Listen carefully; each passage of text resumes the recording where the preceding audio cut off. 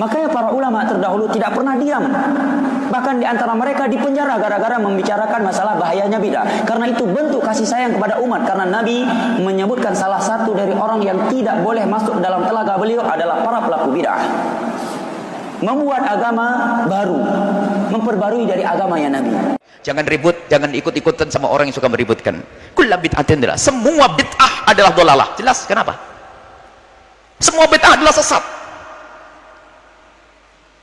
Coba yang dimaksud bid'ah itu apa sih? Yang dimaksud bid'ah oleh Rasul itu apa? Ada dalam bab usul fikih ada tahqiqul manat sama tankihul manat.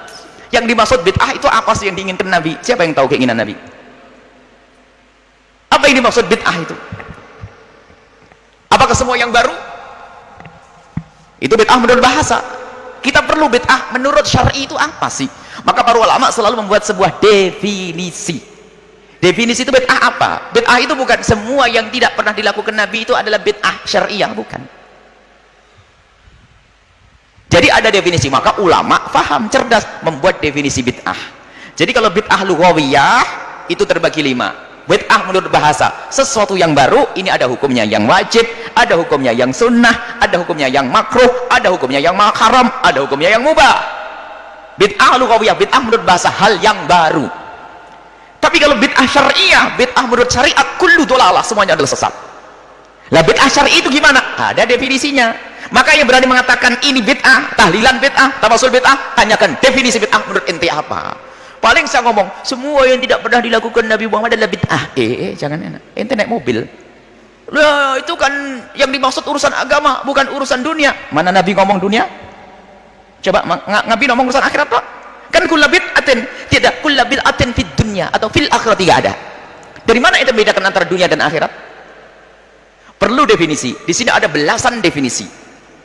Dan definisi yang ada bukan definisi yang sering diumbar oleh orang yang pengen membid'ahkan orang lain dengan kalimat yang sederhana. Semua yang tidak pernah dilakukan Nabi adalah bid'ah. Nggak pernah. Itu bukan definisi.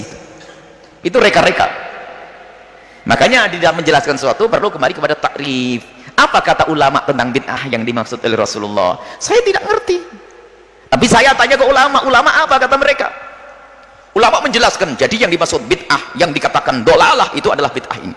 Kalau bid'ah menurut bahasa jelas. Ibnu Hajar al-Asqalani mengatakan ada bid'ah yang sunnah. Sesuatu yang baru, lihat pengumpulan mushaf Sayyidina Uthman zaman Sayyidina Uthman bin Affan. Pembuatan kantor pada zaman Sayyidina Umar bin Khattab.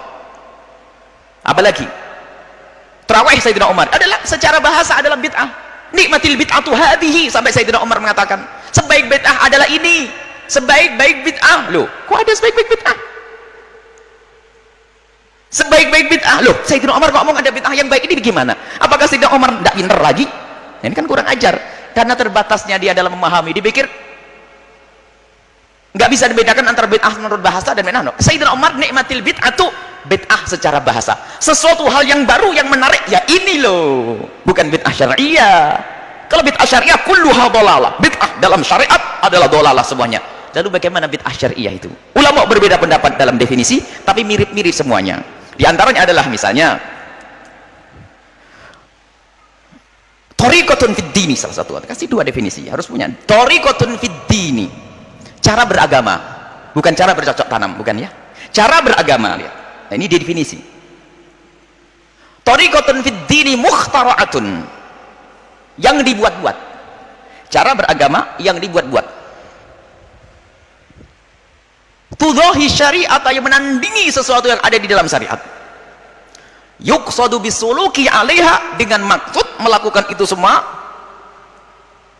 Al-mubalaghatu fi ta'abbudi, berlebihan dalam beragama. Contoh, subuh, salat subuh, pagi-pagi lagi seger, salat subuh kok cuma 2 rakaat. Saya tambah deh, nambah 2. Nah, membuat sesuatu dalam agama yang menyerupai dalam agama, bentuknya sholat. Tujuannya berlebihan. Apa? Saya kuat, perlu tambah lagi. Kalau sholat yang ke-6, itu bid'ah yang sesat. Tetapi jika ada orang melakukan thariq mukhtara'atun, mengada-ada itu adalah apa? Tidak bisa dikembalikan kepada Al-Quran dan hadis. Tapi kalau bisa dikembalikan kepada Al-Quran dan hadis Nabi, bukan bid'ah lagi, karena bukan mukhtara'atun. Mukhtara'atun itu adalah mengada-ada, dari tidak ada diadakan. Tapi kalau bisa dikembalikan, kalau dikembalikan kepada Nabi bisa. Contoh zikir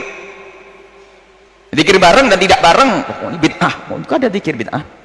Masih bisa guna, no, Nabi nyuruh berzikir kok. Dan Nabi tidak membatasi antara bareng-bareng dan sendirian. Kenapa kok zikir jamaah jadi haram sekarang? Tidak pernah dilakukan Nabi. Nabi menyuruh berzikir. Nabi nyuruh membaca sholawat. Apakah ada batasan Nabi mengatakan bersolawatlah kau sendiri-sendiri? Ada gitu? Tidak ada. Ulama-ulama kita punya zikir keras bid'ah. Dulu mengeraskan zikir adalah bid'ah dan terang-terangan membuat tulisan. Dia lupa Imam Bukhari rahimahullahu ta'ala. Coba dangkalnya mereka menilai bid'ah. Imam Bukhari rahimahullahu ta'ala meriwayatkan dalam Sahih Bukhari bahwasanya inna raf'as sauti, sesungguhnya mengangkat suara bidzikri dalam berzikir, idzan sarafu minal maktubati, kalau mereka selesai melakukan sholat, kana fi ahdin Nabi sallallahu alaihi wasallam, ada pada zaman Nabi sallallahu alaihi wasallam. Imam Bukhari. Mau dikatakan bid'ah? Ustaz, perbuatan bid'ah adalah sesuatu yang tidak ada contohnya dari Rasulullah SAW dalam soal ibadah. Kalau soal dunia, tradisi dan sebagainya, apakah boleh? Pertama begini, teman-teman sekalian, tolong lengkapi kalimatnya ya. Tidak setiap yang tidak ada contoh dari Rasul itu disebut bid'ah. Hati-hati. Ya harus tuntas penjelasannya, jangan memberikan celah ya. Ingat, yang disebut bid'ah itu sesuatu yang tidak ada ketentuannya dari Rasul. Ketentuannya ada 4 sifatnya. 1, ada dalilnya, ada contohnya. Seperti sholat, jelas ya. Kedua, ada dalilnya, contohnya sementara, seperti kunut. Ya. Yang ketiga, ada dalilnya, cuma contohnya nggak ada. Awas, hati-hati. Jadi tidak setiap yang tidak ada contohnya itu disebut bid'ah. Sepanjang ada dalilnya, walaupun tidak ada contoh, sepanjang Nabi mengisyarat untuk mengerjakan itu boleh. Boleh, karena tidak setiap yang disampaikan Nabi beliau contohkan kalau dalam kondisi tertentu. Ya, misal, saya beri contoh misalnya tahiyatul masjid. Ya, tahiyatul masjid.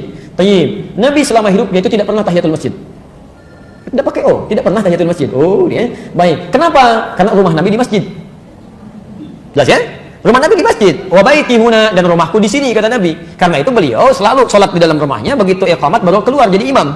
Jelas ya? Tapi Nabi katakan pada Sulaik al-Qatafani ketika beliau masuk ke Masjid An-Nabawi ya, dalam keadaan dia bisa sholat terlebih dahulu, kemudian dia langsung duduk. Maka kata Nabi dikatakan, "Idza dakhala ahadukum al-masjid fala yajlis hatta yusalli rak'atain." Kalau Anda masuk ke masjid dalam suasana yang santai, tenang, ingin i'tikaf duduk, maka jangan langsung duduk kecuali salat 2 rakaat terlebih dahulu. Jelas di sini?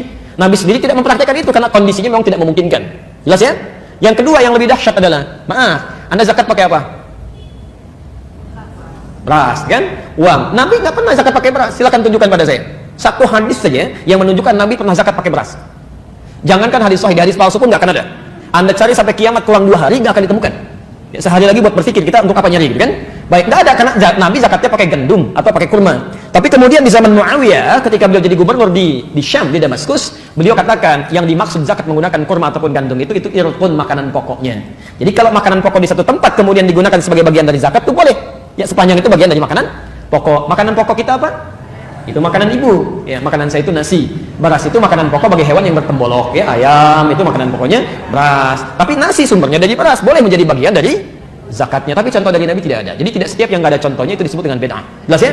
Kecuali yang keempat, tidak ada dalil, tidak ada contoh, kemudian dikerjakan itu yang bermasalah. Salat, saya tutup sampai sini karena waktu kita akan masuk ada nasar. Salat takbir sampai bersedekap. An-Nasai nomor hadis 886 sampai 889. Nabi katakan angkat sejajar dengan bahu, Al-Bukhari 715, angkat sejajar dengan daun telinga, An-Nasai 1101, kemudian langsung letakkan telapak tangan yang kanan di punggung yang kiri, letakkan di dada. Ya, tapi bahasanya langsung. Contohnya jelas, dalilnya jelas. Anda melakukan kegiatan misal diangkat tiba-tiba nggak enak kiri dulu, mungkin enaknya kanan dulu, masukkan kanan, angkat tutup begini. Itu yang tidak ada dalilnya, tidak ada contohnya. Jelas ya? Nah, teman-teman sekalian karena sudah masuk